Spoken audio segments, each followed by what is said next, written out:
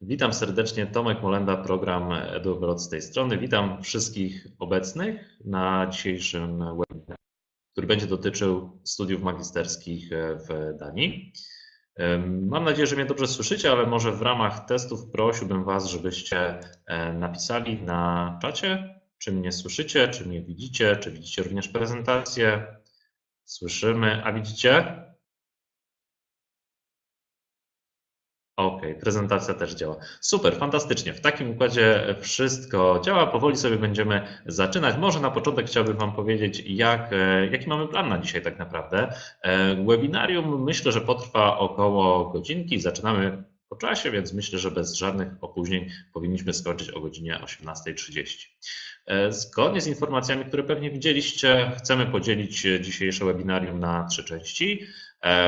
Przy czym 2 będą w języku polskim, a jedna, ta najdłuższa, będzie w języku angielskim, gdzie jeden z studentów jednej z duńskich uczelni będzie chciał się podzielić swoim doświadczeniem, jak to jest być studentem w Danii, jak wyglądają studia magisterskie, no i konkretnie jak wygląda również życie w Danii.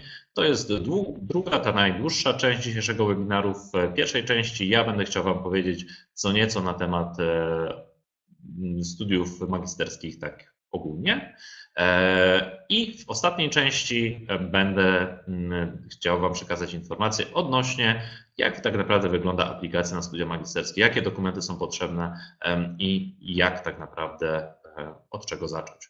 Na sam koniec mamy również sesję pytań i odpowiedzi. Pytanie będzie można kierować zarówno do mnie, jak i do naszego studenta Janika z uczelni SDU. Pytania oczywiście możecie zadawać na czacie. Postaramy się również, jeżeli będzie to możliwe, odpowiadać na nie w trakcie naszych wystąpień, w trakcie naszych prezentacji, a jeżeli na coś nie uda nam się odpowiedzieć, to zostawimy te pytania na sam koniec. I oczywiście w trakcie tej sesji, jeżeli pojawią się jakieś nowe pytania z Waszej strony, też oczywiście możecie wpisywać je na czacie. Czat już widzę, że macie ogarnięty, więc cieszę się, że nie będzie problemu, jeżeli chodzi o tą funkcjonalność. To co, będziemy sobie powoli zaczynać. Dzisiejszy temat to studia magisterskie za granicą, studia magisterskie, zwłaszcza ze szczególnym naciskiem, jak to wygląda w Danii. Na sam początek chciałbym Wam jeszcze krótko, dosłownie w 2 słowach powiedzieć na temat programu eduABROAD, który jest organizatorem dzisiejszego webinaru. Ja tam mam możliwość pracować i zajmuję się studiami w Danii i studiami w Szwecji. Program eduABROAD działa już od ponad 14 lat, więc ponad 1500 studentów z naszą pomocą wyjechało na swoje studia do różnych krajów. Jesteśmy oficjalnym biurem zagranicznych uczelni w Polsce, a co najważniejsze, dzięki temu, że jesteśmy właśnie takim oficjalnym biurem, to cała nasza pomoc jest bezpłatna, więc możecie skorzystać z naszej oferty, wiedząc, że oficjalnie reprezentujemy uczelnię i też za naszą pomoc nie musicie nic nam płacić, bo pracujemy na zlecenie uczelni. Takim istotnym faktem, jeżeli chodzi o studia magisterskie, które chciałbym też Wam na samym początku o tym fakcie powiedzieć, to to, że studia za granicą możecie wybierać spośród różnych kierunków, ale bardzo jest istotne to, żeby Wasz kierunek, który kończycie na studiach 1. stopnia, żeby w jakiś sposób był zbieżnym z tym, co chcecie studiować właśnie za granicą. Więc to jest taki istotny fakt na sam początek. Dlaczego tak naprawdę warto studiować za granicą? Chciałbym Wam kilka takich punktów, o których warto tak naprawdę pamiętać, jeżeli zastanawiacie się, czy lepiej studiować w Polsce, czy lepiej studiować za granicą. Myślę, że warto sobie uświadomić taką kwestię, że niewątpliwie, jeżeli ktoś z Was myśli o tym, żeby po studiach rozpocząć karierę, gdzieś tam myśląc o swojej karierze w perspektywie globalnej, to oczywiście studia za granicą, jeżeli będziecie studiować w języku angielskim, w międzynarodowym środowisku, będziecie mieli również kontakt z wykładowcami z różnych krajów i tak samo będziecie mieli dostęp do międzynarodowego środowiska, nie tylko studentów, ale również środowiska biznesowego. To oczywiście daje świetny start, jeżeli chodzi o karierę na przyszłość. Jeżeli chodzi o studia magisterskie, to też duży nacisk w trakcie studiów kładziony jest na wykonywanie projektów. Tych projektów jest bardzo dużo. Myślę, że to samo za chwilę usłyszycie od naszego studenta. Ważne jest to, że te wszystkie projekty wykonywane są razem z firmami czy też z instytucjami z branży, które mają bardzo duży wpływ na treści kształcenia na kierunku. Dzięki temu tak naprawdę studiujecie, uczycie się o tym, co jest niezbędne w danej branży już później pracując konkretnie w zawodzie. Też taką dużą zaletą, jeżeli chodzi o studia magisterskie w Danii czy ogólnie za granicą jest to, że jest możliwość odbywania praktyki, która oczywiście musi być ściśle powiązana z waszym kierunkiem. Trwa ona zazwyczaj semestr, więc tak naprawdę 1/4 kierunku spędzacie w środowisku biznesowym, w środowisku pracy. I ten kontakt z biznesem jest zazwyczaj również też przekładany na to, że studenci wykonują swój projekt dyplomowy, to co jest, na co przewidziany jest czas na ostatnim semestrze, również we współpracy z firmą. Często jest tak, że studenci po tym semestrze praktyk zostają w firmach jako pracownicy, równolegle studiując i też dzięki temu mają możliwość wykonywania swojego projektu dyplomowego we współpracy z firmą, w której pracują, czyli tak naprawdę wykonując swoje codzienne obowiązki, też tak naprawdę tworzą swój projekt. Super kwestią, jeżeli chodzi o studia magisterskie za granicą, jest to, że macie dostęp do wykładowców, którzy są praktykami. I jednocześnie nie stawiają żadnych barier, jeżeli chodzi o kontakty. Kontakt jest bardzo bezpośredni, nastawiony na współpracę i no często wygląda to zupełnie inaczej niż polskie realia, zaczynając od tego, że do wykładowców mówi się również po imieniu. I takie odwzorowanie powiedzmy środowiska biznesowego też bardzo można wyczuć na tych kierunkach, jeżeli chodzi o studia magisterskie. Dzięki temu studenci w praktyce tak naprawdę przygotowują się do podjęcia pracy i tak naprawdę kształtują sobie umiejętności, które są niezbędne już podczas pracy. To wszystko dzieje się na studiach.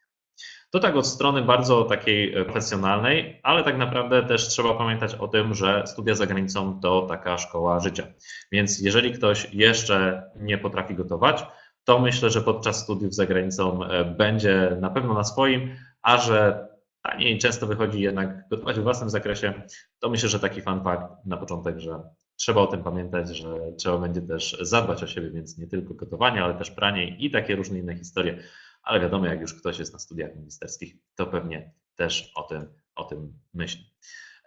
No, trzeba o tym pamiętać, że jesteśmy w międzynarodowym środowisku, więc super jest to, że tak naprawdę przyjaźnie, ta książka kucharska na pewno się przyda, dokładnie tak. Ale to tak powiedzmy wieczorami można się przygotowywać w ten sposób. Też trzeba pamiętać to, że osoby, które studiują za granicą w Danii również pochodzą z całego świata. Dużo jest osób z krajów europejskich, ale tak naprawdę są studenci z różnych krajów z całego świata, więc no, tworzy się super siatkę kontaktów nie tylko pod kątem takim biznesowym przyszłej pracy, ale również pod kątem przyjaźni czy też podróży. Bardzo fajna zaleta. No i to są takie znajomości, które często formują się przez całe życie, również gdzieś tam na wyższych poziomach, powiedzmy matrymonialnych i takie historie są dosyć częste, jeżeli chodzi o studia za granicą. Ok. Zanim oddam głos naszemu studentowi, ostatnie informacje, które chciałbym Wam pokazać, jeżeli chodzi o to, jak to wygląda, czyli na jakie kierunki tak naprawdę i na jakie uczelnie jesteśmy w stanie Wam pomóc, jeżeli chodzi o rekrutację na studia magisterskie, jeżeli chodzi konkretnie o Danię, bo taki mamy dzisiejszy webinar. Tutaj macie listę uczelni, z którymi współpracujemy. Informacja taka, że jeżeli chodzi o te uczelnie, które oferują kierunki magisterskie w języku angielskim, to są te dwie uczelnie, które macie zaznaczone, czyli Aarhus University i University of Southern Denmark, z którego to właśnie jest nasz dzisiejszy gość, który właśnie studiuje na jednym z kierunków oferowanych przez tą uczelnię. I dwa słowa odnośnie kierunków, jakie są oferowane. Jeżeli chodzi o uczelnię Aarhus University, tutaj mamy kierunki, które powiedzmy są troszkę bardziej humanistyczne albo dotyczą takich kierunków związanych bardziej z kulturą, więc mówi się często, że kierunki, które są oferowane dla mnie w języku angielskim są takie stricte techniczne albo biznesowe, jeżeli chodzi o studia magisterskie, no tak naprawdę, jak widzicie, też są kierunki bardziej dla osób z umysłem humanistycznym, nie tylko dla osób z umysłem ścisłym. Natomiast kierunki, które są oferowane w języku angielskim na uczelni University of Southern Denmark, jak widzicie, to są kierunki typowo techniczne. Pamiętajcie również o tym, że studia w Danii są bezpłatne, czyli nie musicie płacić kosztów wczesnego. Pozostaje Wam jedynie koszty Waszego utrzymania, czyli zakwaterowanie, wyżywienie i tego typu koszty.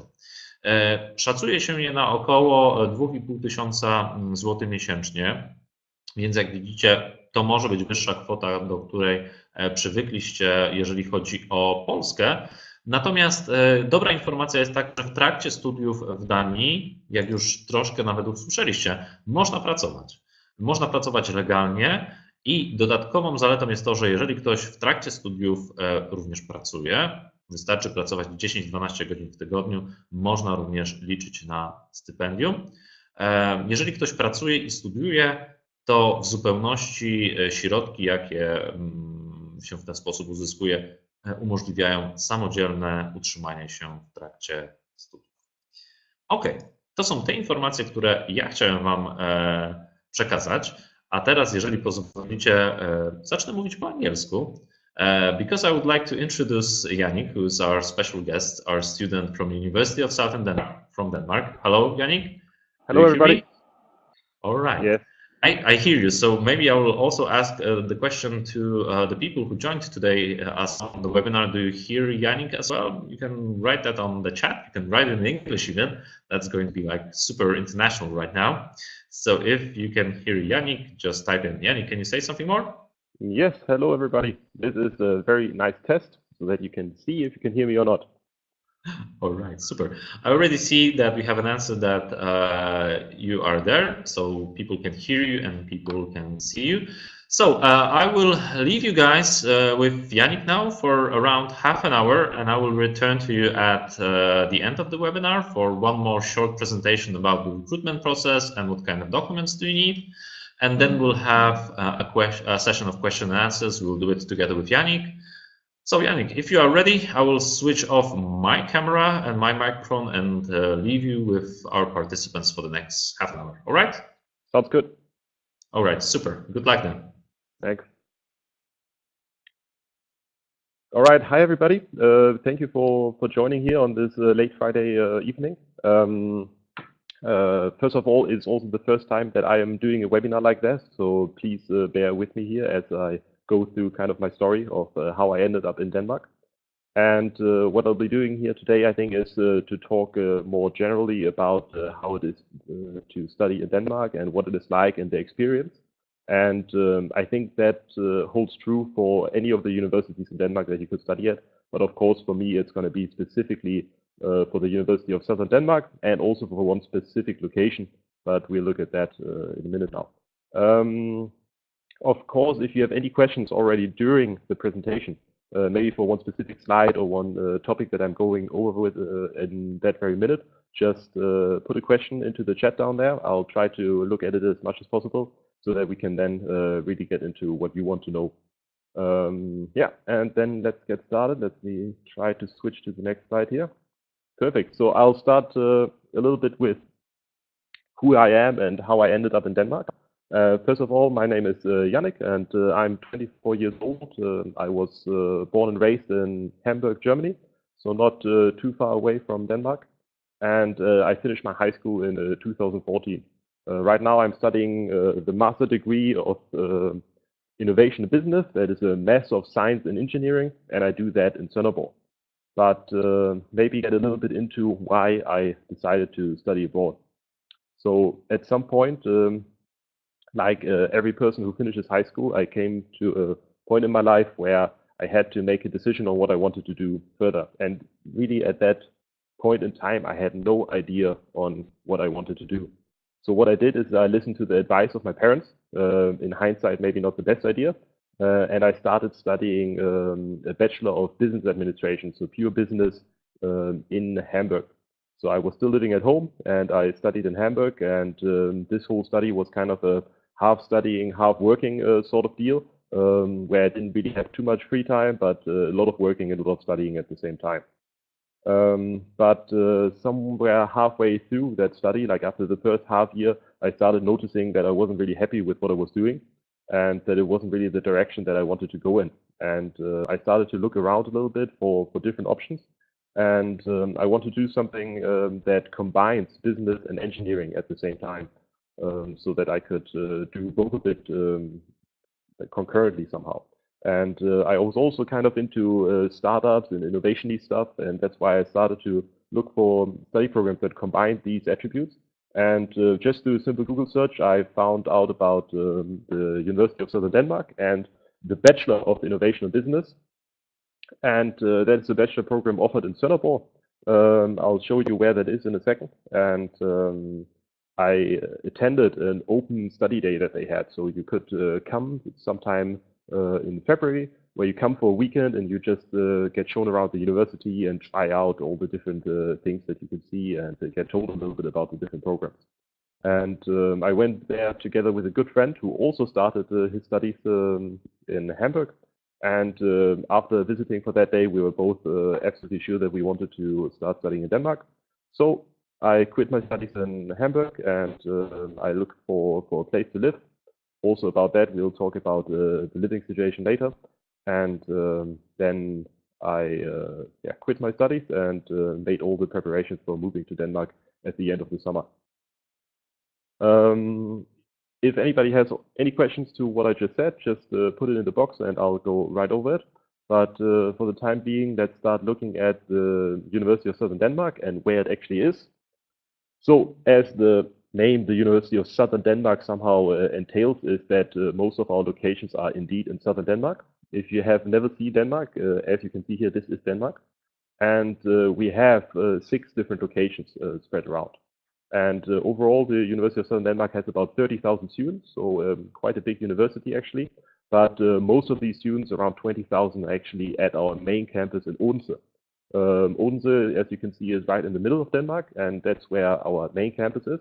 And then we have a bunch of smaller campuses spread around, and all of these are somehow specialized into one certain direction.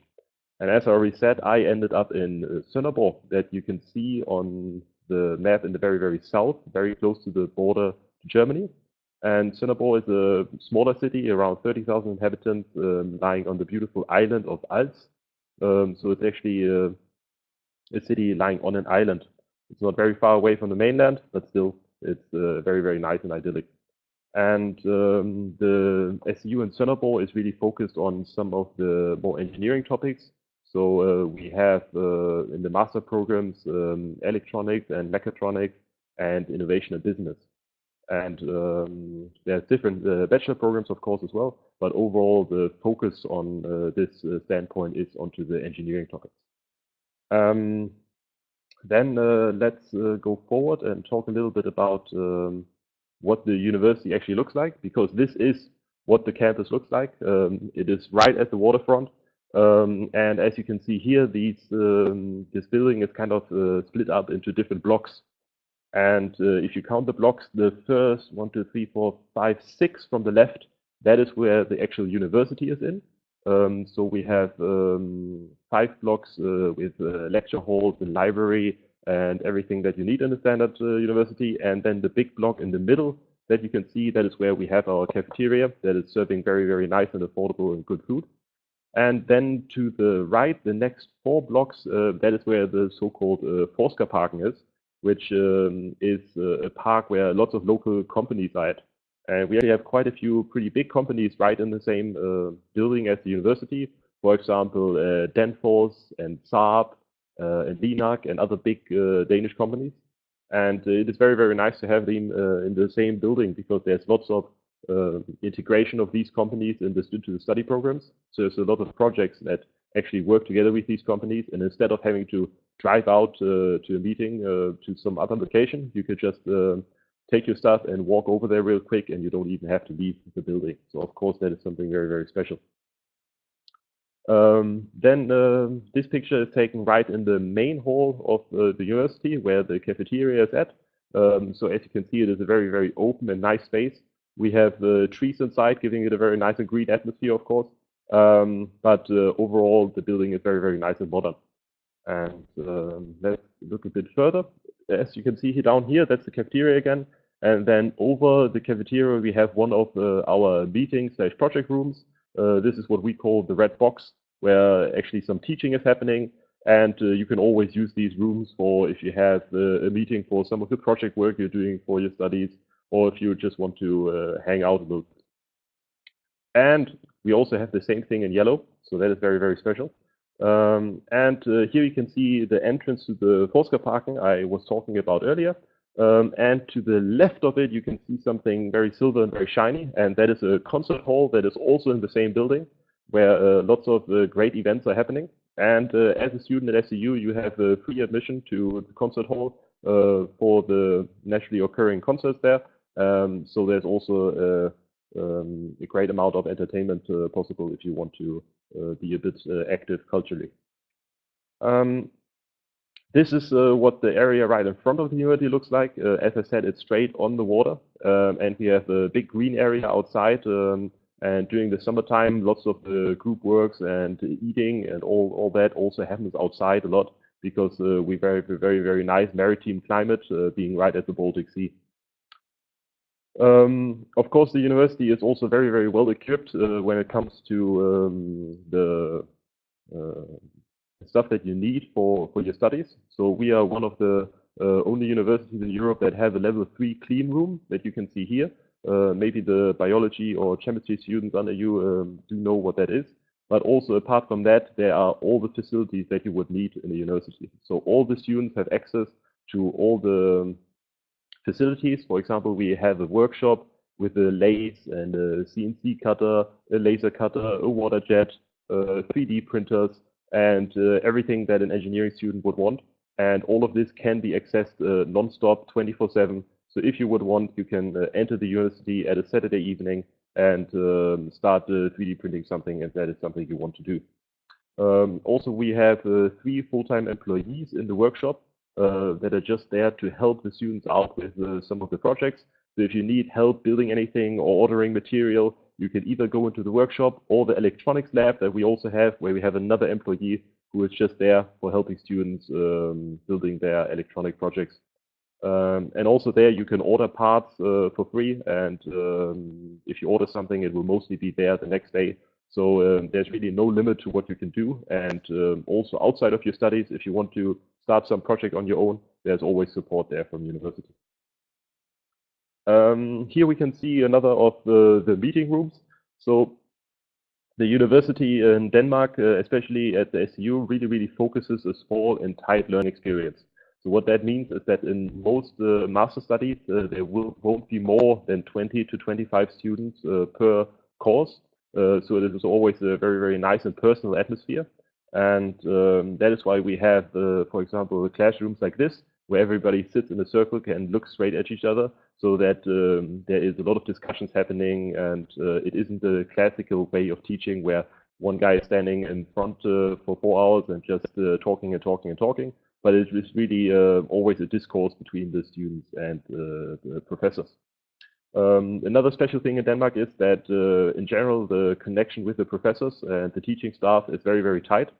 So that means that, for example, we call all our professors by their first name, and it isn't uncommon to meet one of your professors on a Friday evening out in town. So it is a really tight atmosphere. Another great thing about studying in Denmark is that all the work is very focused on practical experience. So usually how one semester would look like is that, of course, you have your 30 ECTS points that you have to fulfill, and you have about 15 of these in traditional courses. So maybe you have 3 courses with 5 ECTS each, and you learn different things in these 3 courses. And then there's one big project that is usually in cooperation with the local company that counts for another 15 ECTS, and that is called your semester project.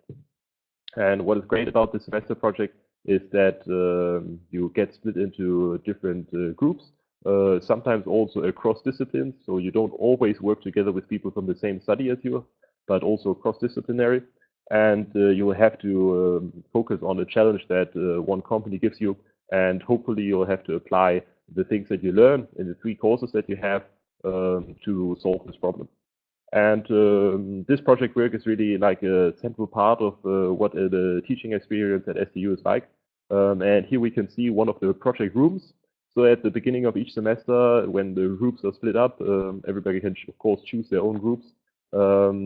Everybody as well gets a project room. So one of these nice rooms I showed you earlier, that your group has just for them for the entire semester. So you can decorate this project room as you want. If your group decides to put a couch and a microwave in there, then you can do that. Or you can put a lot of posters on the walls like these people here did. But the point is that this project room is really there for you to work on your project and not be interrupted by anybody else. And also nobody else is using that room for the whole semester. So that really makes for a great experience with these projects. And that was for me one of the main points why I really enjoyed studying my bachelor in Denmark and decided to continue with the master, is that all of these semester projects really build practical experience early on, and you always immediately apply what you learned in a real project. Now let's maybe talk about the study life in Sønderborg a little bit and what the town is like and all that. As I said earlier, the town of Sønderborg isn't quite as big as other towns in Denmark. We have about 30,000 inhabitants, which still makes it the 5th biggest town in Denmark. Therefore it is a really quaint and cozy atmosphere really. The city is straight at the waterside, so you have beautiful beaches to explore, and especially great conditions for different water sports. Down here we can see some kayaking or some kite surfing or windsurfing. So if you are looking forward to be getting into some different water sport activities, that is really something you can do perfectly in Denmark in general, and especially in Sønderborg. Of course, there's also all kinds of different social activities going on, and there's a great party scene. Down in the bottom left, you can see a picture from our student bar. The student bar is a bar that is within the university and opens up every Friday evening and is run by students for students. So if you would like to be part of their team, you can apply from the very beginning to work at the bar or be part of the team there. And this is all called Café. So Café opens, as I said, every Friday evening, and is really a great way to meet new people really quickly. But if you are new at the beginning and don't know anybody, then you don't need to worry about that at all, because we also have a second student team called the intro team, which are responsible for introducing everybody that is new at the university to other people as quick as possible. And this very nice group of people that you can see in the upper right hand corner there, that is the current intro team from this year. And they organize all sorts of events that run throughout the entirety of the semester. So one of the events that happens is, for example, the dorm race, where you have a race with bikes from one student dorm to another student dorm to explore all the different locations. And there's a little party with free drinks and everything at every single dorm. And that is how the evening plays out. Then there's also the legendary intro tour, which happens 2 weeks mostly after study start. That is 1 weekend of party at a secret location, where you'll all get into a bus together and feel driven to some location that varies from year to year. And most of the people, I'd say, who study here met the majority of their friends on this intro tour. It's really not something that you would like to miss. Then there's also intro parties. It's a series of parties that runs throughout the whole semester. And there's another event called pub crawl. I don't think I need to explain too much for that. Then for the dormitories, I just mentioned the dorm race, where we go from dorm to dorm. And of course, accommodation is always a topic that is very important for students when they move to a new city. And the way it is handled in Denmark is very, very good, because everybody who comes to Denmark as a student from abroad has a guaranteed dorm place. That means you don't need to be worried about whether you'll receive accommodation or not. You'll always have a guaranteed place in one of the student dorms. There's at the moment, I believe, 7 different student dorms split into different areas around the city. But most of the dorms are pretty close to each other, so there's a really lively community around these. The student dorms are very affordable. Normally for a single room with an own kitchen and own toilet, you would pay around 2,000 to 2,200 crowns. So that would be around 300 euros per month. And you have a dorm room like this guaranteed. You don't need to be worrying about whether you will get accepted or not. Of course, there's different accommodations for different scenarios. There are dorm rooms that are even cheaper, that have a shared kitchen. There are dorm rooms that are a little bit more expensive, that maybe have a view onto the Baltic Sea or a little bit bigger. There's accommodation for more than one person. So if you would like to move in together with a friend, there's also 2 people apartments that then have 2 separate rooms and a living room and a kitchen and a bathroom all at the same time. This is one of the accommodations I live in with a good friend of mine that I study together with. And we have around 72 square meters, and we have a 300-meter walk down to the beach, have a big balcony, and we pay around 2,500 crowns each per month. So that would be around 320, 330 euros per month that we pay. So I think that is very, very affordable, and of course a great solution for any student coming to Denmark. If the dorms are not something that you would like to do, then of course you can also find private accommodation. All over the town there are great options for private accommodations as well. Of course these options are mostly a little bit more expensive, but there's also very, very nice apartments available there. And then finally, I'd like to talk a little bit about insurance and financing and all the different options that are there at the university and also when you come to Denmark. So first of all, when you move to Denmark, you'll immediately get a social security number. In Denmark, this number is called a CPR number. And this CPR number really identifies you towards the city as well as your doctor, and is really your universal passport for anything that is official in Denmark. This CPR number also grants you the yellow card, as we call it, which is the health card and insurance card. So if you come to Denmark and live here, you have free health insurance from the state. You'll get your yellow card immediately, and with that yellow card, you can go to your doctor, and you get free doctor and hospital visits and everything that is included in that. So you don't need to be worrying about having an additional insurance, health insurance, if you come to Denmark, because everybody automatically has the Danish state health insurance. So that really is a great thing. And this CPR number also allows you to do all sorts of other things. For example, your CPR number is also used to log into, for example, online banking. If you want to open up a bank account, that is no problem whatsoever. When I arrived first in Denmark, I just went down to the local bank, said that I was a student and wanted to up a student account, and I was able to open a free student account on the spot with online banking and all the bells and whistles that are associated with this. Also, you will need to open a bank account in Denmark, because all your official business, like for example the rent that you have to pay for your accommodation, will have to be withdrawn from a Danish account, because there's a special system on how you will have to pay, for example, the rent, and that's why it's very important to actually get a Danish bank account as quick as possible. Of course, you ask yourself on how to fill that new shiny Danish bank account that you just opened up, and that's where we get into different options of how you can finance your stay in Denmark. First of all, of course, there's the option to obtain a study job next to the studies. That is something that a lot of students here do. For example, my study job next to my studies is doing this. So that is one option. But we also have what we call the SDU job bank.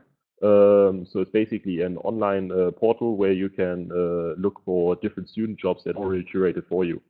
So there's loads of local companies that are looking for talent from the universities, and usually if people would like to find a student job, they can do that through the university, and they will find a job.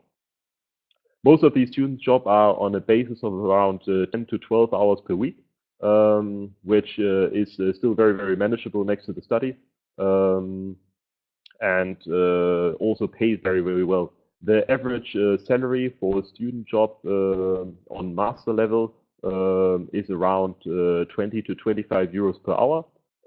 That of course sounds like a lot, but you also need to remember that this is adjusted to the Danish tax system as well as to the living expenses that you have in Denmark. In general, you'll have to expect that the living expenses are of course a little bit more expensive than where you come from. In my case, when I came from Germany, it was about 30% more expensive, I'd say. So you can have your own picture around like how these prices are. There's certain things that are a lot more expensive than others, but overall about 30% was right for me. And finally, there's also the very, very great options of applying for SU. Now, SU is a Danish word for a very, very complicated thing that I can't even pronounce. But what it basically is, it's money that you can apply for by the Danish state, and it is money that every single Danish student gets paid for studying. Because the Danish state at some point said, hey, it would be nice if no matter from what social background you come, you're able to study. They made studying free, first of all, so there's no study premium to be paid.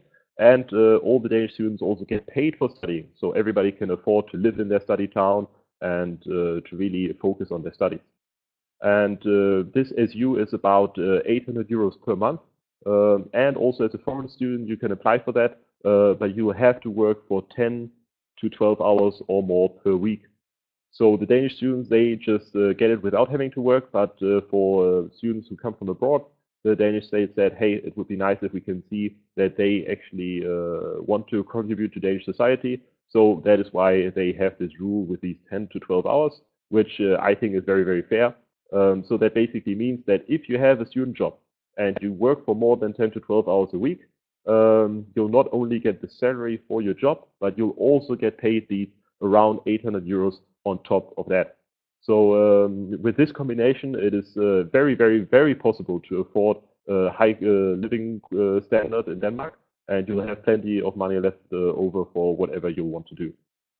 And I think this is kind of the standard way of how people approach financing living in Denmark, because of course things are more expensive, but in the combination of the study jobs as well as receiving SU, it is very, very, very affordable. And 10 to 12 hours per week next to the master studies is also not really that much. Most of the master studies are also laid out in such a way that this is absolutely possible. So a nice thing is also that the studies in Denmark are completely flexible. So one of the key rules is that you never have to be there for lectures, but you are responsible for teaching yourself whatever it is in your own speed. So if you want to come to lectures and learn it that way, that is totally fine. If you want to learn it yourself on YouTube or Wikipedia or whatever you prefer, that is also completely fine. You do not have to show up for lectures if you do not want to. Of course, it is always nice to show up to lectures, but attendance at lectures is not included in the final evaluation. The only evaluation that is happening for courses are hand-ins that are occurring during the semester. So you'll maybe have different papers that you need to hand in or exercises, and then also, of course, the final exam. A lot of the final exams are actually oral exams, and there you'll just have to show that you understood what the topic of the course was. So it is really not important whether you learn it from the lecturer or if you learn it from anybody else, but it's just important that you learn the right thing. So with this flexibility of attending university, it is very easy to find enough time to work on the side. All right, and I think that basically concludes the messages that I had. Of course, I'd be happy to see you in Denmark as soon as possible. I think you'll hear some more about the application procedure now. And then maybe if you have some questions, we can go through what questions there are and what is happening. So I'll pass you off to Thomas again. All right, thank you, Yannick, very much for your nice presentation. A lot of information, so I can imagine that the people who are attending today's webinar with us already have a really good knowledge about the realities, how it is to study in Denmark. All right, I will take over from this point for another 10 minutes. I'll start speaking in Polish right now. So, Yannick, maybe you can switch your mic and camera for just a couple of minutes. Yeah, for this time. Super, thank you very much. Okay, to teraz wróćmy do języka polskiego. I chciałbym Wam powiedzieć, jak to wygląda na temat samej rekrutacji i dokumentów i kryteriów rekrutacji, jeżeli chodzi o studia magisterskie, czyli studia uzupełniające w Danii. Ważna informacja jest taka, że jeżeli bylibyście zainteresowani studiami magisterskimi, to oczywiście jesteśmy w stanie Wam w tym pomóc. Tak jak wspominałem, nasza pomoc jest bezpłatna, ponieważ pracujemy bezpośrednio dla uczelni. Ważna informacja jest taka, że w tym momencie macie już tak naprawdę niecały miesiąc czasu, dokładnie do 20 lutego, jeżeli chcielibyście swoje studia magisterskie rozpocząć jeszcze w tym roku kalendarzowym, czyli od przyszłego roku akademickiego, mówiąc wprost, po wakacjach. 20 luty to jest termin, do którego my przyjmujemy aplikacje i zgłoszenia od wszystkich kandydatów, którzy są zainteresowani studiami magisterskimi w Danii. To nam daje jeszcze praktycznie niecałe 10 dni, ponieważ oficjalnym terminem, gdzie wszystkie dokumenty, komplet tych dokumentów już sprawdzonych przez nas musi być dostarczony do uczelni w Danii, to 1 marca. 1 marca jest to coroczny termin, więc jeżeli Wasze studia magisterskie mają się rozpocząć w przyszłym roku kalendarzowym, czyli za 2 lata, jeżeli chodzi o rok akademicki, to nie ma najmniejszego problemu, termin jest dokładnie ten sam. Od czego zacząć? No oczywiście zacząć od tego, żeby znaleźć swój wymarzony kierunek studiów. Gdy to już będziecie mieli, pozostaje kwestia kryteriów rekrutacji i skompletowania odpowiednich dokumentów.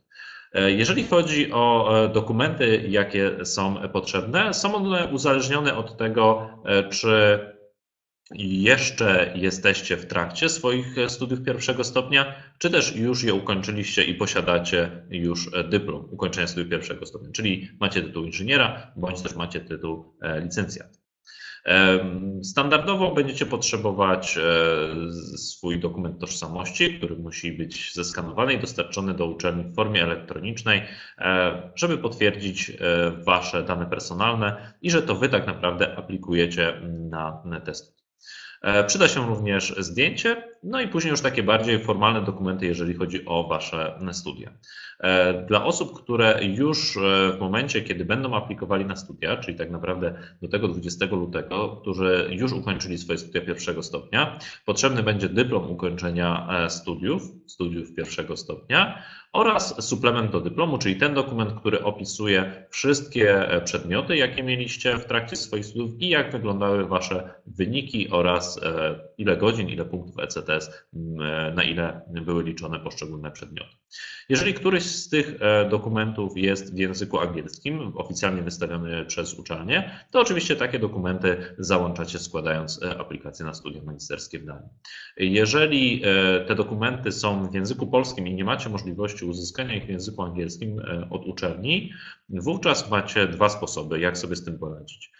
Albo przetłumaczyć te dokumenty samodzielnie, co może zająć trochę czasu, ale zrobicie to samodzielnie i liczymy na to, że nie będzie to Was dodatkowo obciążać kosztami.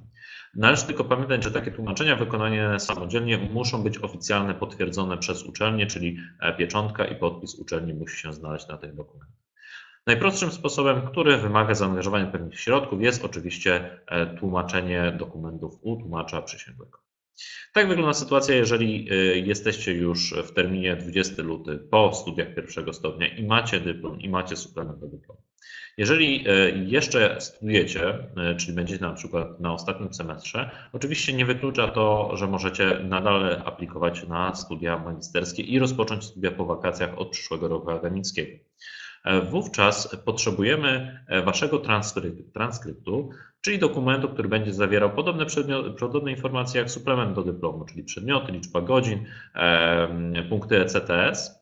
I ważne jest to, że taki dokument jakby z pełnymi informacjami będzie dotyczył tych semestrów, które już macie zaliczone, czyli na przykład 2,5 semestrów albo 3 semestrów. Natomiast na temat tego semestru ostatniego, po którym uzyskujecie swój dyplom, również potrzebujemy informacji, no oczywiście jeszcze bez ocen, bez zaliczeń, ale informacje na temat przedmiotów. Jakie przedmioty macie przewidziane, na ile godzin, na ile punktów ECTS. Kwestia dotycząca tłumaczenia tych dokumentów dokładnie tak samo. Albo w języku angielskim, jeżeli w języku polskim to tłumacz, bądź też tłumaczycie samodzielnie i prosicie uczelnię o oficjalne potwierdzenie tych dokumentów. Niezależnie od tego, czy już jesteście po egzaminie i macie już dyplom ukończenia studiów pierwszego stopnia, czy też jeszcze nie, potrzebny jest opis kierunku. Krótki opis kierunku, najlepiej oczywiście w języku angielskim. W tym momencie większość uczelni ma takie informacje odnośnie kierunków, które oferują. Jeżeli zdarzyłoby się, że nie posiada uczelnia tego opisu w języku angielskim, wystarczy opis w języku polskim i kwestia tłumaczenia albo potwierdzenie przez uczelnię, albo tłumacz przysięgny. Kolejnym dokumentem, jaki jest potrzebny, to opis skali oceniania uczelni. Taki oficjalny dokument uczelnie mogą już mieć takie przygotowane, albo możecie poprosić o taki dokument z opisem, czyli jak wyglądają chociażby kwestie egzaminów, czy też kwestie zaliczeń. Następnie kwestia dotycząca znajomości języka angielskiego. Jeżeli chodzi o język angielski, to w zależności od uczelni możecie tą znajomość języka angielskiego potwierdzić albo jednym z oficjalnych certyfikatów ze znajomości języka angielskiego, bądź też, tak jak na przykład uczelnia SDU, na której studiuje Janik, ma alternatywną formę potwierdzenia waszej znajomości języka angielskiego. Jeżeli idziecie tą ścieżką certyfikat z języka angielskiego, to albo można okazać się w terminie 20 luty już zdanym egzaminem, czyli z oficjalnym certyfikatem z języka angielskiego. Jeżeli jesteście po egzaminie, ale jeszcze certyfikatu nie dostaliście, ale macie już wynik, to oczywiście jest to również uznawane przez uczelnię. Natomiast jeżeli jeszcze takiego egzaminu nie zdawaliście, wówczas jest możliwość zapisania się w terminie do 20 lutego na taki egzamin. Jeżeli chodzi o egzaminy, mam tu na myśli takie certyfikaty jak TOEFL, IELTS bądź też Cambridge ASO.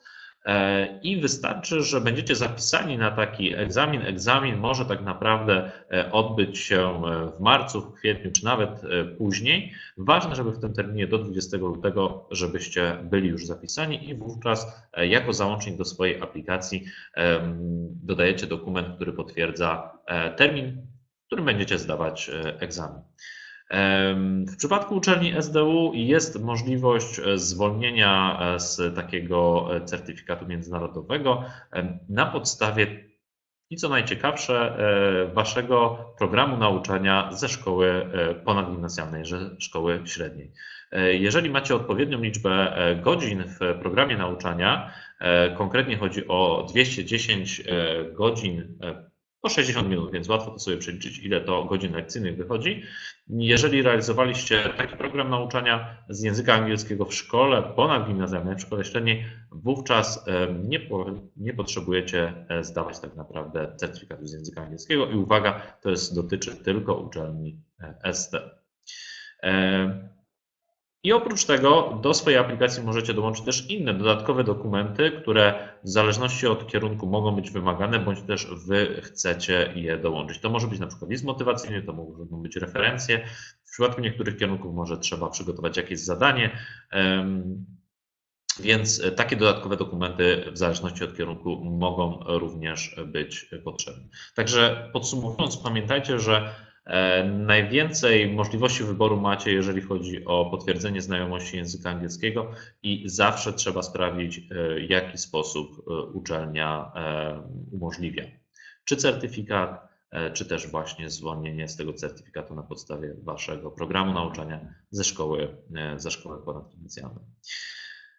Jeżeli chodzi o te wszystkie dokumenty i cały sposób składania aplikacji, robi się to oczywiście przez internet, aplikuje się online. I system jest jeden wspólny na całą Danię. Tam wybieracie kierunki z uczelni, które Was interesują i wówczas Wasza aplikacja później oczywiście będzie rozpatrywana przez te uczelnie, których kierunki wybierzecie. Ważna informacja jest również taka, że za złożenie aplikacji nie jest wymagana żadna płata. Także zarówno nasza pomoc, jak i samo złożenie aplikacji, tutaj również nie musicie nic płacić. Tak jak usłyszeliście również od Janika i ja pozwolę sobie to powtórzyć, bo jak mówimy o procedurze rekrutacji, to nie tylko same studia, ale również kwestia dotycząca zakwaterowania. Ważne jest to, żeby po złożeniu aplikacji na studia również przez internet zaaplikować na zakwaterowanie. Ważna informacja jest taka, że i dobra dla wszystkich zainteresowanych to taka, że my również w tym pomagamy. OK. To są te informacje, które ja chciałem Wam przekazać. Możecie już śmiało rozgrzewać się do sesji pytań i odpowiedzi, na które przewidzieliśmy jeszcze około 10 minut. Póki co widzę, że na czacie ich nie zadajecie. Jeżeli teraz wpadły Wam już jakieś pytania, które chcecie zadawać powoli, zaczynajcie je wpisywać oczywiście w okienku czatu. Za chwilę będziemy na te pytania odpowiadać. W międzyczasie wyświetlę Wam również kontakt do siebie, jeżeli mielibyście jakieś pytania dotyczące właśnie studiów magisterskich w Danii, czy to na tej uczelni, na której ja nie studiuję, czyli University of Southern Denmark, czy też innych duńskich uczelni, to oczywiście śmiało się kontaktujcie ze mną. Macie tutaj mojego maila, macie również numer telefonu do mnie. Możecie się również z nami kontaktować na naszej stronie internetowej. Mamy okienko czatu, więc jeżeli tylko jesteśmy online, też możecie tam zadawać pytania. Jeżeli akurat nie bylibyśmy online, możecie pytanie zostawić na czacie, podając swojego maila i my właśnie drogą mailową wówczas na takie pytanie odpowiemy. Jeżeli chcielibyście uzyskać jeszcze więcej informacji, jak to wygląda, ale z racji terminów, no mam nadzieję, że już wtedy, kiedy swoją aplikację na studia magisterskie do Danii złożycie, a będziecie chcieli porozmawiać z wykładowcami, czy też ze studentami, między innymi właśnie z duńskich uczelni, to serdecznie zapraszam Was do udziału w targach edukacyjnych, w których również i my będziemy brać udział. Będziemy w 3 miastach na początku marca: Poznań, Rzeszów i Warszawa. Poznań to 1 do 3 marca, to jest weekend, od piątku do niedzieli. Rzeszów to jest bodajże wtorek i środa. Warszawa 8-9 marca, to już pamiętam, to piątek i sobota.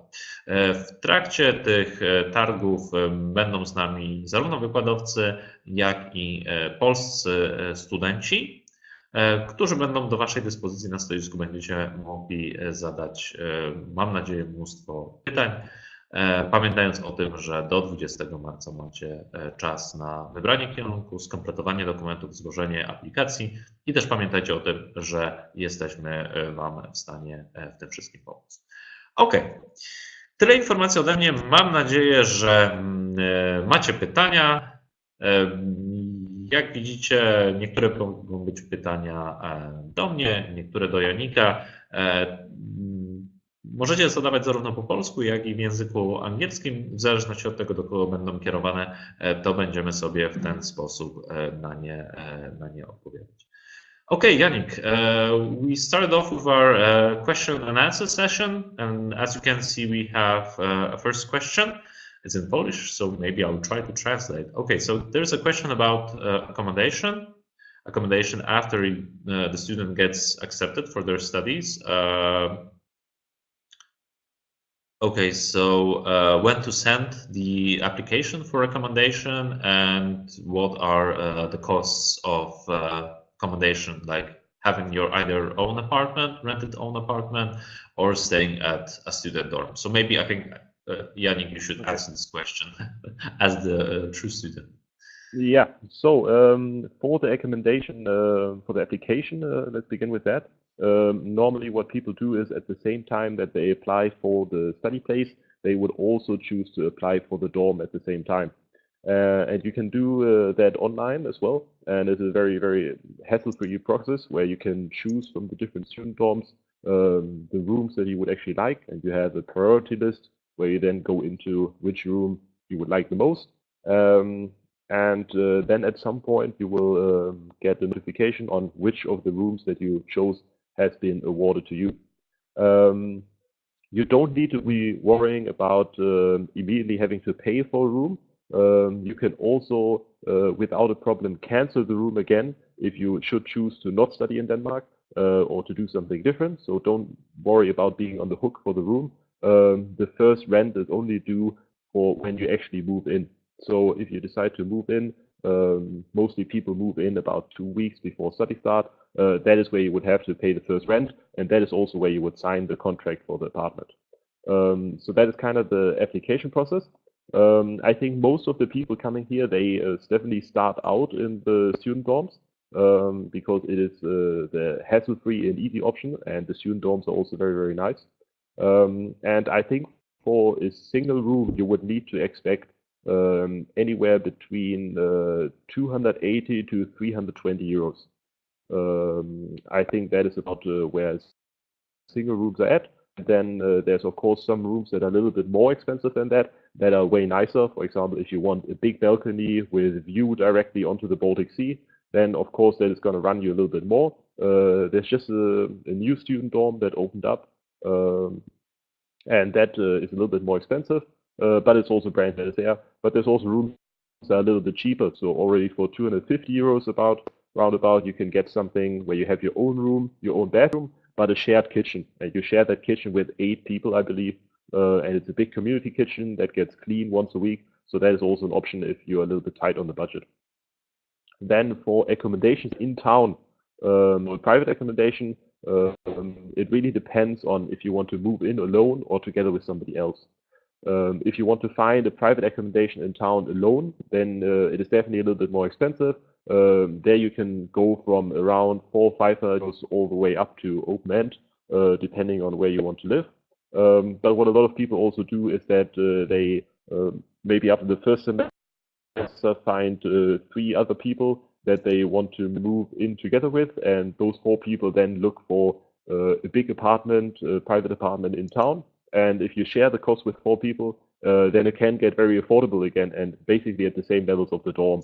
So around maybe 300 euros per person for a nice apartment in the middle. So that is about what the situations for the dormitories and private accommodation looks like. Do you have any additional question to that I can answer? Okay, if there's going to be an additional question to that, please write it on the chat. And in the meantime, we can go for the second question. And this question is about the SU, so the scholarship that you can get when you work part-time during your studies. It's a question if we can offer some help. Okay, as for us, so the eduABROAD program, unfortunately, we cannot assist you with that because that's going to be already at the time when you will be a student. But as far as I know, and this is a question maybe to you, Yannick, as far as I know, at all universities in Denmark, there is a special person at the university who can assist in terms of the SU. Is that correct? Yeah, so in all the campuses of the universities in Denmark, you have a student office where there's different people who help you with all the problems that you might incur. And every of these student offices also has one person who is only regarded with applications for SU, so this grant that you can apply for. And what most people do is that if they arrive in Denmark, they'll book an appointment with this student advisor, and then they will guide you very, very nicely through the process of applying for it. So it really is not a process that is difficult. You'll get all the help that you need to figure it out. So don't be worried about it. If you want to have more information on that already now, you can just call the general hotline of the university, and they will put you through to the student office, and you can already speak to the SU advisor any question that you might have. They are very open for calling them. Yeah. Exactly. Okay, I see that there is at least one more question, and as we promised, it's going to be like 1 hour. But let's not end since we have at least one more question to answer. So I hope it will be all okay with you guys if we say like 5 more minutes, and during that time you can type in as much questions as possible, and we'll try to answer them in that 5 minutes. Okay. So not to keep you too long with us, since it's Friday afternoon as well, or Friday evening almost. Okay, so the next question, okay, this one is in English, thanks for that. And it's, I think, also a question to you, how it is. Is it hard to find a part-time job during your studies, and how it is with the necessity to be able to speak Danish to get your first job as a student? So towards it is really not important at all. Because in most of the big Danish companies, the business language, so the everyday language that is spoken within the companies, is actually English. So for most of these companies, you do not need to speak Danish, and it is perfectly fine if you have good knowledge of English. So that shouldn't be a problem for you. And as to how difficult it is, I think it is not that difficult, but it's also not completely easy. So I think you will have to put some effort into finding maybe just the right job for you. So maybe already send out some applications in advance, or if you arrive in Denmark, maybe visit 1 or 2 of the job fairs he organizes. So in the beginning, you'll have job fairs right here in the university, where you'll get to meet all kinds of different local companies. And that is really the best way to find a job, I think, where you can then already personally speak to the recruiters that are there during that day, and to find something. If you just want to find a job to pay the bills in the beginning, and you don't want something that is actually somehow related to your study program already, of course, there's also plenty of jobs around as barkeepers, for example, or cleaning staff, and all sort of jobs like that are, of course, way easier to get than a job that is related to what you study. So this is kind of how it is. Yeah. All right, maybe let's take the next question. It's also dedicated to you. What advanced did you move into Denmark, and difficulties with getting used to new habits? So I think most of the people, they move in about 2 weeks before study start. So study start is at the 1st of September. So in the middle of August is where most people move into the student dorms. And that is also where some of the activities before the study start already are going. So, for example, different pre-courses for if you have lacking knowledge in maybe different subjects, then you can take a math pre-course for a week or something like that, which is also great to meet new people in the beginning. But it would be great to move in these 2 weeks before also, because that is basically where everybody is moving in. So there's going to be loads of people around that are just in the same situation as you are. We're looking for new friends. It's going to be the height of the summer in Denmark. The beach is very, very close by. So I already got to meet tons of new people before the studies or even officially started. Of course, you can also move in further advance and already enjoy the Danish summer at Baltic Sea. That is also a nice thing to do. But this is what most people do. And as to the habits, I think if I understand you correctly, it is maybe like how difficult it is to adjust to the new culture. And for me, it wasn't really difficult at all because it is such an international, steady atmosphere. So, for example, in my master's program, we actually have more international students than Danish students. So it is a very international atmosphere, and you do not need to be fearing that anybody around you will just be speaking Danish and you won't understand anything. But the complete social life and everything that happens around happens completely in English. And there's so many international students around, and also the Danes are really good at speaking English to everybody that that shouldn't be a problem at all. And apart from that, I found the Danes to be very, very friendly people that you can make nice new friends with, and they're very open to people coming from abroad. So I think getting used to new habits isn't really something that you should be afraid of. I hope that adequately answers the question. Yeah. Okay, let's try to answer. I would like to ask you to answer the last question, since we are really running out of time. Yeah, I can realize that this is not going to be an easy question to answer maybe for you. But... All right.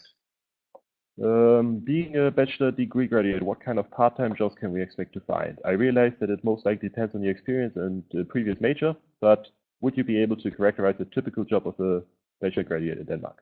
So yeah, as I already got into it a little bit earlier, there's kind of two different jobs that you could choose to apply for. You can either apply for a job that just pays the bills, so has nothing to do with what you studied before, like barkeeper or something like that.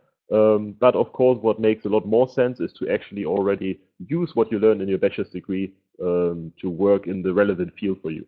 And I think maybe a typical job for somebody who already has a bachelor degree as, for example, a project assistant. So lots of the jobs around have to do with projects that different companies are running.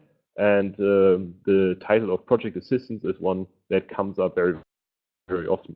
So, for example, for somebody who is studying innovation and business like me, some of my friends work for local companies as a project assistants. That basically just means that they follow maybe a new product development cycle or something like that, and help out wherever it is possible and leverage what they learned in the bachelor degree.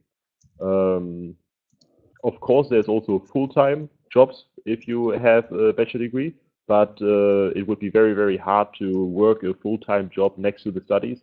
And also, if you work a full-time job, you are no longer eligible to receive SDU, so the grant money that you can apply for. I hope that somehow answers the question.